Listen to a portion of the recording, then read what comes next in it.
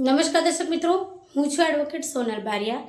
દર્શક મિત્રો, supreme court દ્વારા કહેવામાં આવ્યું કે કોઈ પણ નાબાલિગ બાળક અથવા તો જે એડલ્ટ છે એટલે કે જે પુખ્ત વયની વ્યક્તિ છે, તો જો એ નશાની અંદર ડ્રાઇવિંગ કરે છે અને અકસ્માત કરે છે તો તેવા સંજોગો દરમિયાન જે તે વ્યક્તિ છે કે જેણે અકસ્માત કર્યું છે એ વ્યક્તિના માતા પિતા પણ જવાબદાર રહેશે, કારણ કે તેમને બાળકને એ રીતનું વાતાવરણ પૂરું પાડવું જોઈએ કે તેમને એ નશો ના કરે અને નશાની અંદર જે ડ્રાઇવિંગ છે એ ના કરે।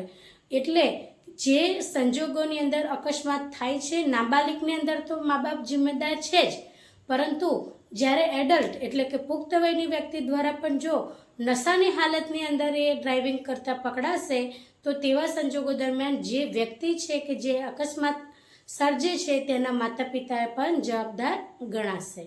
તો દર્શક મિત્રો, આજના માટે આટલું જ। જય હિન્દ, જય ભારત।